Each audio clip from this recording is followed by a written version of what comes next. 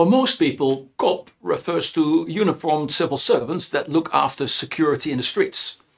The COP, as in Conference of Parties, also looks after security, in this case the climate security of the human ecosystem. COP is the supreme governing body of an international treaty called the United Nations Framework Convention on Climate Change, commonly referred to as the UNFCCC. COP28 will start in 2 days in Dubai and will run until the 12th of December under the leadership of Sheikh Sultan Al Jaber. Looking at what has happened, even since the much praised COP21, remember the Paris Increased Ambition, but do not remember a Paris Increased Action Plan, one wonders how a process that started out with such good intentions nearly half a century ago still has not delivered on what it set out to do. The process almost seems like New Year's resolutions that are usually forgotten before the end of January. As this dashboard shows, planet Earth, or more precisely several framework conditions of the human ecosystem, have problems that are exponentially getting worse. Are we now too late to preserve the framework conditions our species need to thrive? Let's take a short helicopter ride over time to see what preceded, starting with what enabled industrialization some 200 years ago, then the growing awareness that all was not well some 50 years ago, and on to what is the biggest flaw of the COP process, and to what should be done now to make the process deliver what it was designed for. More voices, including climate scientist Jim Hansen, call for us to go beyond mitigation and adaptation.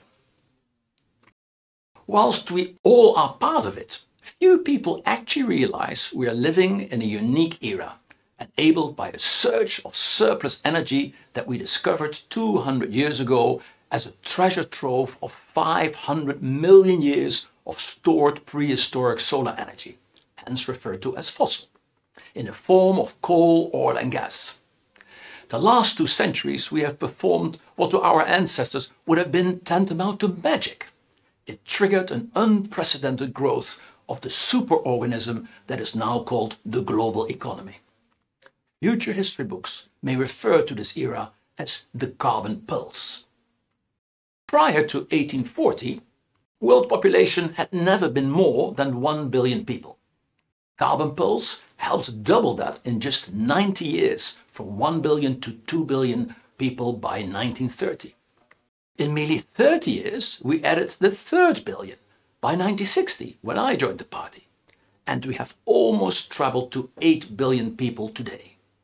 At the same time, GDP per capita increased as well, albeit very unequally distributed, with 10% of the richest citizens, including everyone on this conference, responsible for half of all global CO2 emissions.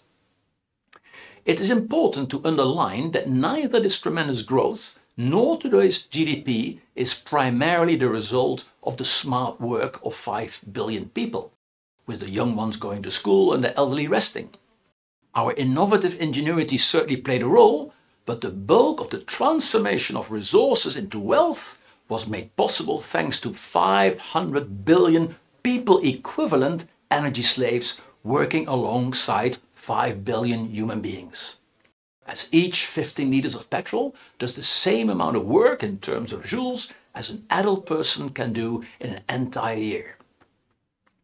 The consequence of bringing so much carbon from the subsoil to the surface and by combustion into the atmosphere has rocked the naturally occurring CO2 emissions and absorption balance out of its prevailing stable state that represented the so-called Holocene framework conditions.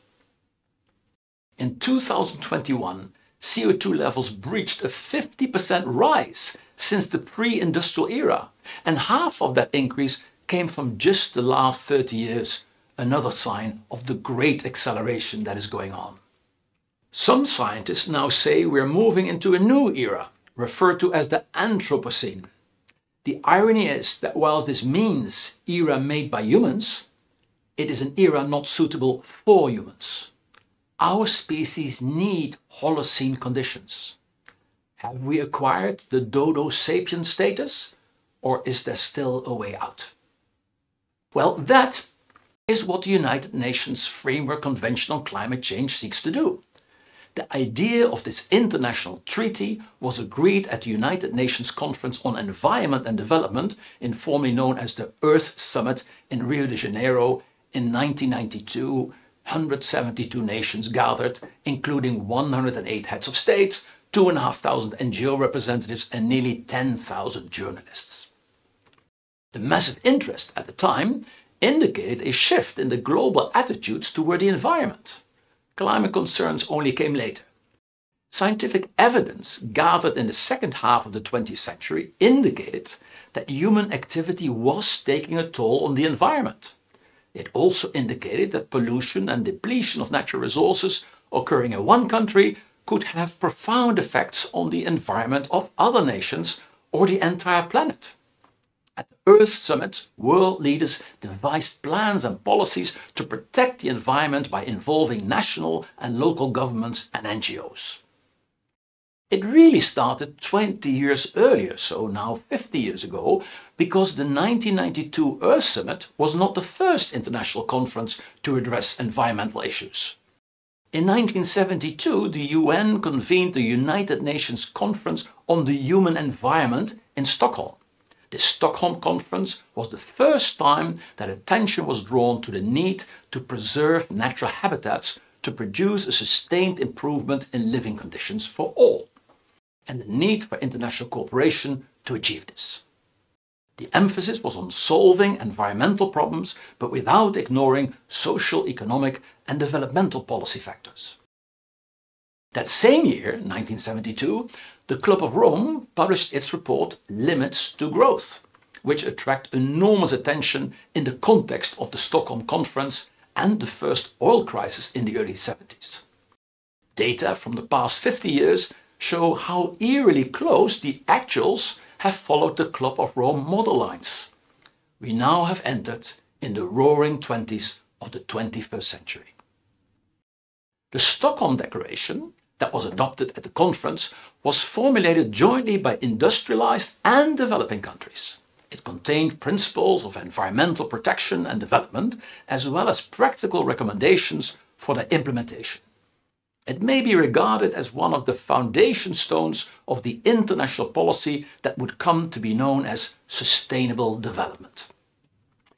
In 1983, the United Nations convened the World Commission on Environment and Development, also known as the Brundtland Commission, after the Norwegian Prime Minister at the time. It recognized that human resource development in the form of poverty reduction, gender equity and wealth redistribution was crucial to formulating strategies for environmental conservation, and it also recognized that environmental limits to economic growth in industrialized and industrializing societies exist. The most notable result of the Brundtland Commission was the publication of its report, Our Common Future, focusing on the need for balancing between economy and ecology. It is credited with crafting the most prevalent definition of sustainability, sometimes referred to as the Brundtland Convention. Sustainable development is development that meets the needs of the present without compromising the ability of future generations to meet their own needs. It was this report that laid the groundwork for the convening of the Rio Earth Summit in 1992. In the meantime, whilst the science was getting quite clear, also the research and development departments in the oil industry were clear. But many companies chose to act as merchants of doubt and funded think tanks to spread doubt that climate change was actually the result of anthropogenic causes. However, in 1991, so 1 year before the Earth Summit, Shell produced a documentary in which it warned about the consequences of growing CO2 emissions. It was called Climate of Concern. In retrospect, this turned out to have been of little concern to most governments, preoccupied as they were with growing their economies. The Rio Earth Summit culminated in a non-binding document, The Future We Want, committing to sustainable development and to ensure the promotion of an economically, socially and environmentally sustainable future for our planet, for present and future generations. With that, it created the UNFCCC Treaty, which was opened for signature in 1992 and entered into force in 1994. It was followed by the first COP meeting, so COP1, in Berlin in 1995. Countries who sign up to the UNFCCC are known as parties, and there are currently 192 signed-up parties that will participate in COP28. So what does this treaty with its annual conference of parties seek to achieve?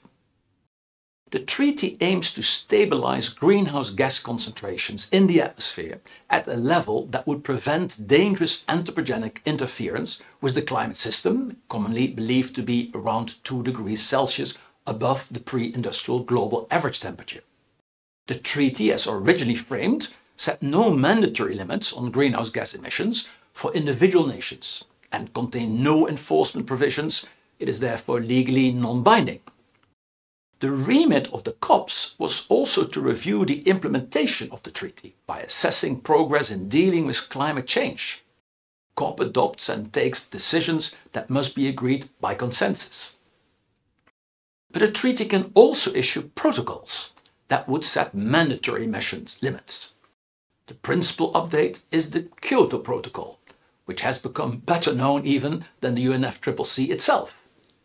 Not all parties signed up for each protocol. The US, for example, did not sign the Kyoto Protocol in spite of the US having the most historic CO2 emissions. Sometimes this is now referred to as Scope 0 emissions. China, of course, has now taken over the #1 position as location of current emissions, which is not the same as being the cause or having responsibility for emissions, which for a large part lies with the end consumers who trigger the demand. This tension will also spook COP28 as the tensions between national urgencies getting in the way of global importances.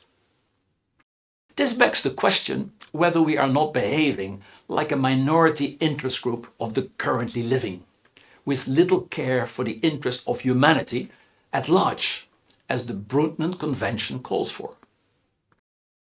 One of its first achievements was to establish a national greenhouse gas inventory, as a count of greenhouse gas emissions and removals.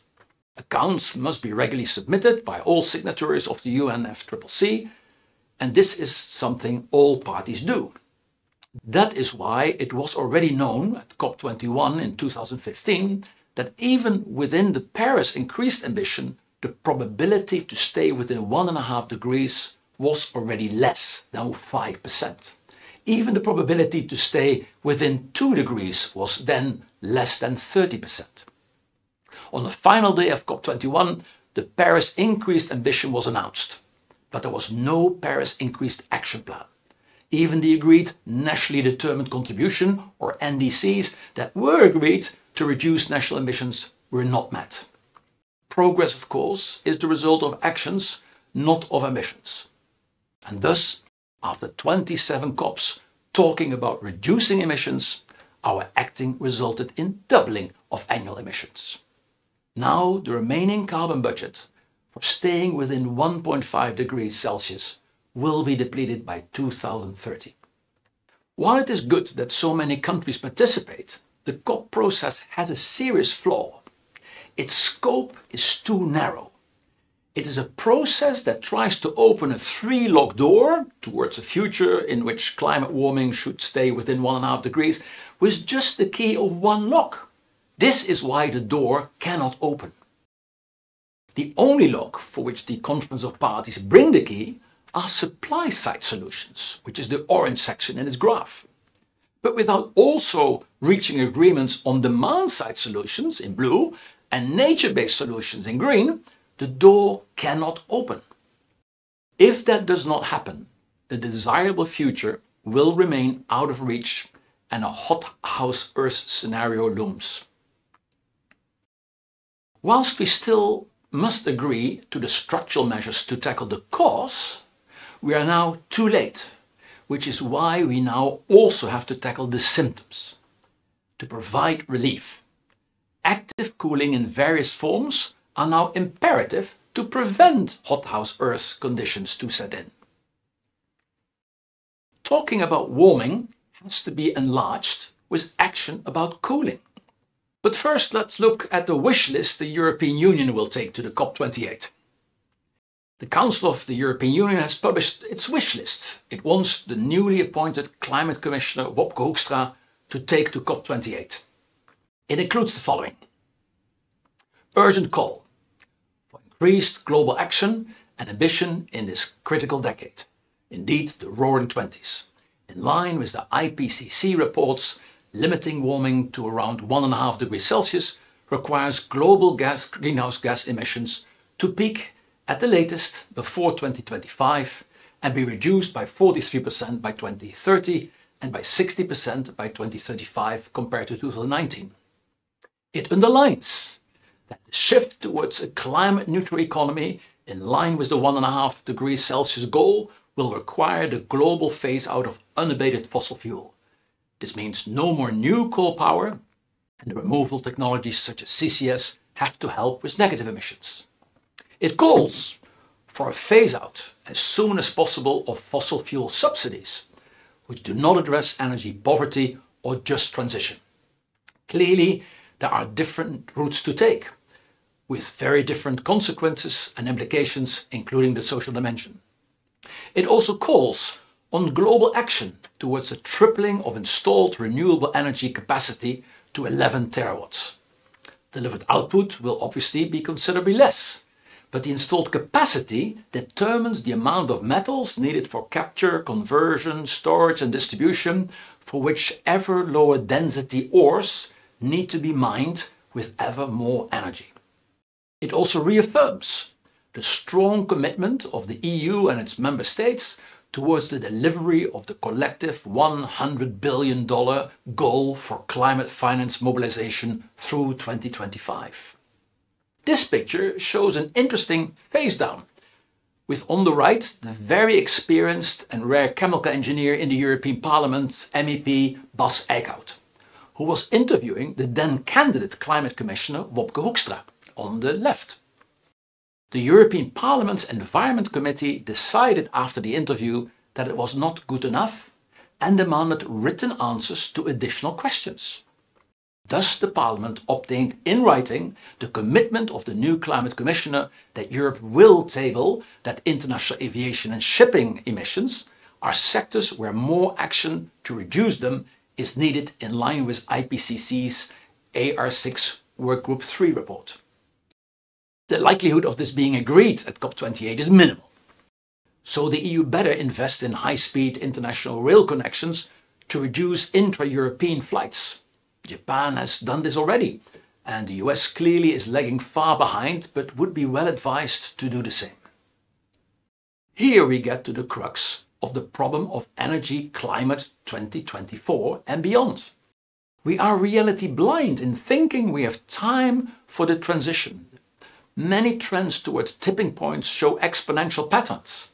American mathematician Alfred Bartlett famously said, "The greatest weakness of humanity is its inability to understand the exponential function." With exponential developments, unless you act early on the flat part of the curve, or if you wish the first row of the chessboard, where things still can be kept in hand, we will be overwhelmed by the consequences once the exponential trends gain momentum.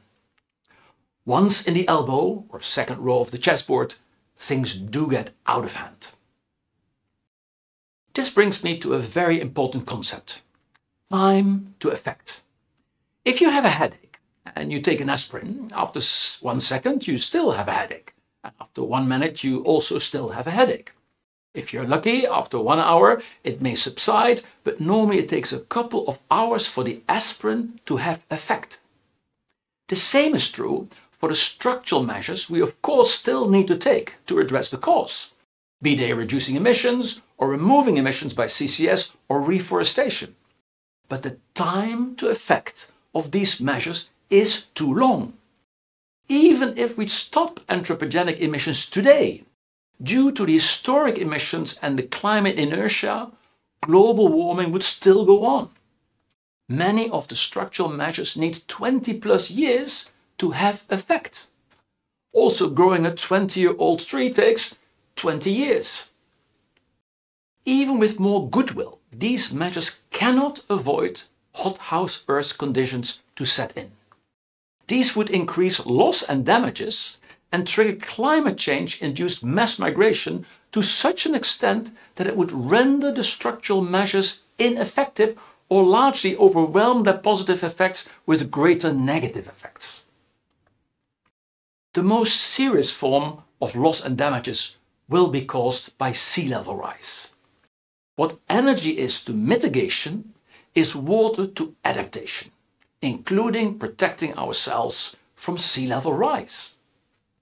Few people know that Antarctica is bigger than Australia and bigger than the US.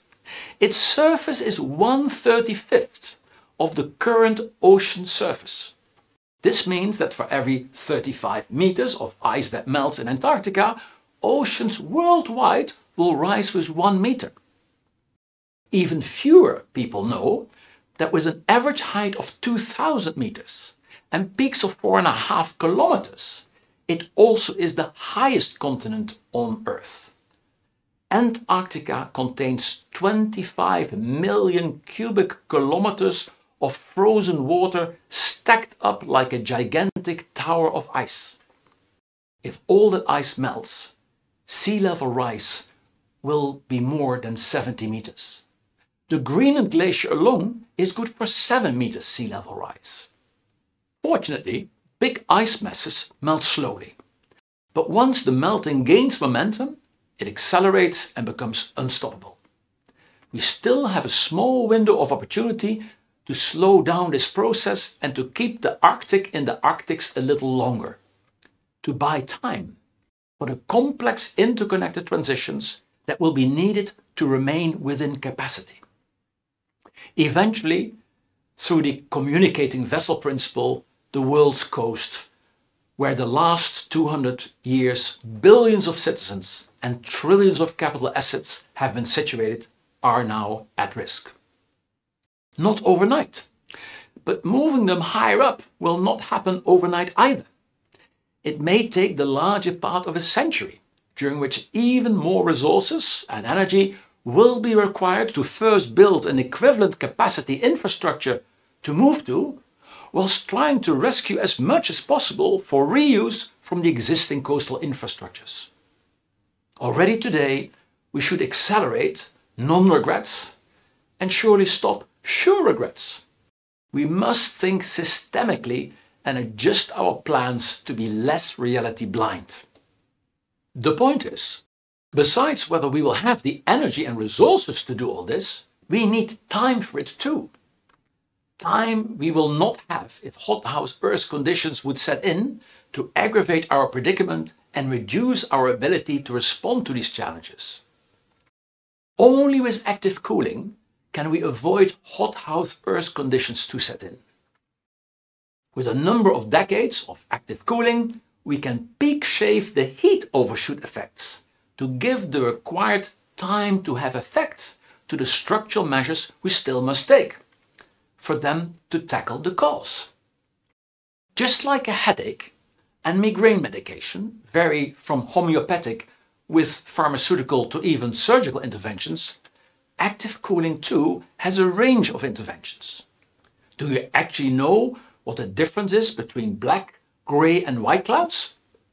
The color of clouds is not determined by the quantity of water, but by the size of the droplets in the cloud. If the quantity of water is distributed over fewer big droplets, the clouds look dark, and let the droplets fall as rain. The same amount of water distributed over more but smaller droplets made the clouds grey and less chance of precipitation. If distributed as even more and even smaller droplets, the clouds become white and there will be no precipitation.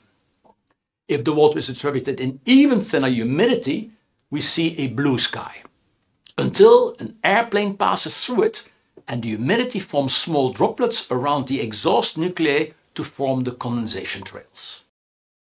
Already in the 1970s, scientists found ways to influence this with biomimicry methods that imitate the effect of a storm at sea.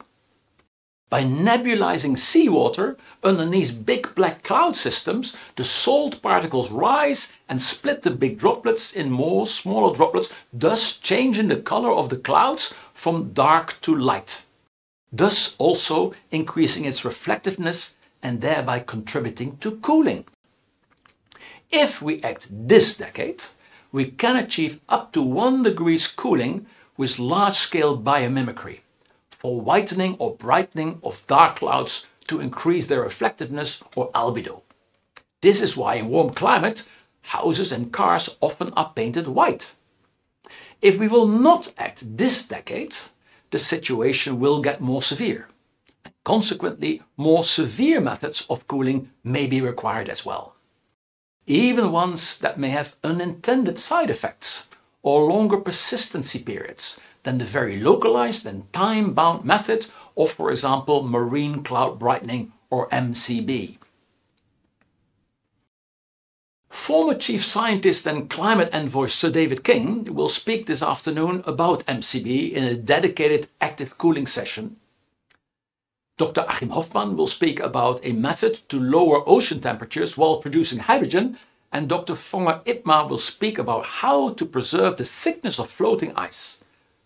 Like the ice cubes in your drink, floating ice will not lead to sea level rise when it melts. But as water, it will then be dark and absorb heat instead of reflecting it when it's white ice, and thus increases the ocean temperatures. If it remains as ice, it will reflect back solar heat and thus contribute to cooling as well. Is this not geoengineering? Ask many people. The severer forms of active cooling are. But have we not been engaging in geoengineering for the last 2 centuries? Bringing up billions of tons of stored hydrocarbons in the form of coal, oil and gas from underneath the subsoil geology and putting it up into the atmosphere? This will remain the biggest geoengineering project ever undertaken on this planet. Ah yes, they respond, but that was not the intention. That may be true, but does that make a difference? The benign local biomimicry methods of cooling are definitely not geoengineering. At best they are cloud engineering. But if done like a mosaic of projects all over the world that are switched on and off when effective and taking into account local needs, the intended overall effect indeed is global cooling to avoid the disastrous hothouse Earth conditions to set in.